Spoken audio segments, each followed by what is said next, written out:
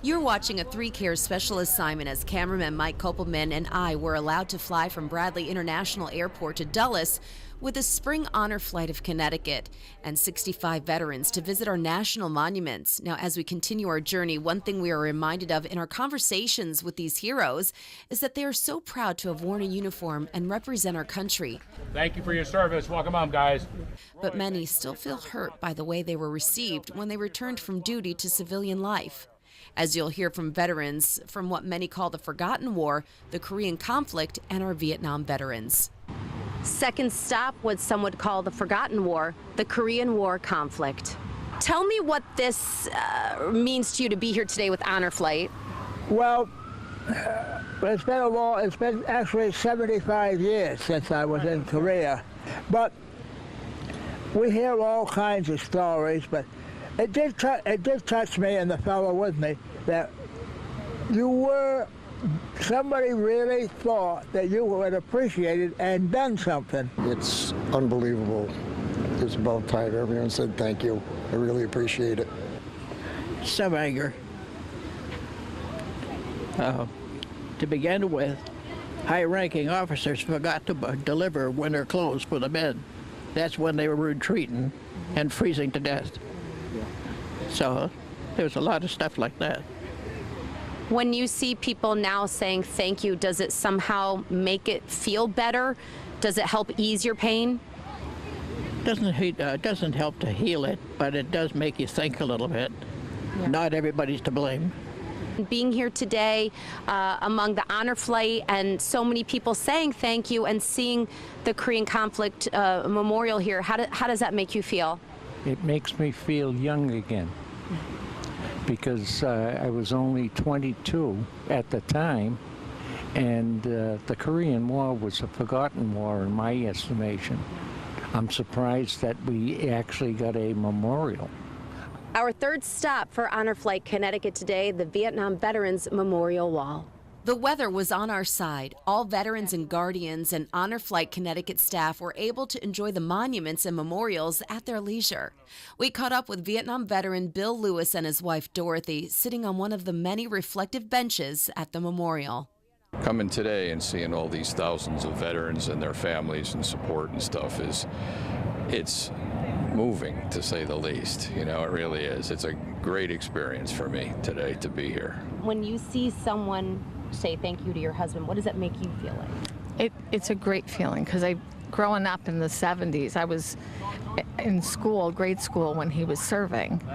And I remember just hearing the stories and not really understanding, but when you heard that they were told not to wear the uniforms home on a plane, as a kid it didn't mean anything to us, but now, being with him, going to reunions, we recently were able to see one of the boats that he was on in Vietnam. They brought back, and the guy saw, and it was a very humbling experience to say they survived this.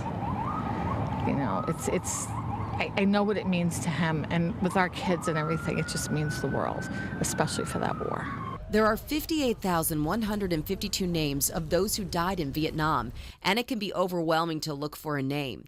Now, they have help on site and even an app, The Wall, to help you locate a loved one or someone you've served with. And it's a very emotional experience, even to reach out and touch their name. It was very, very hard for me because the first names that I looked for were guys, we used to go out on patrol at night in little boats up small canals, and 2 boats, sometimes 3, and the first guys that we lost in our unit were on a boat that I was with. Not on my boat, but out in the same group, in the same area at the same time. And when they had to offload those bodies, that was a terrible thing. When I saw their names here, I could picture them, you know, as we were having a beer, you know, and playing poker on the barge, and you know, it was a moving experience for me. Many of the Vietnam veterans shared the same sentiment that today offered them closure, and while it can't erase the way they were treated, they were given a piece of their dignity back for their service to our country. They were given the gift of knowing that today people care and are very grateful for their service that came with a cost. It was really overwhelming, and I think I'm going to cry. But the welcome at Bradley and the welcome at Dulles was amazing. And then when we went to some of the sites, when we went to the World War II memorial, the welcoming there was just amazing. So it's been wonderful all day.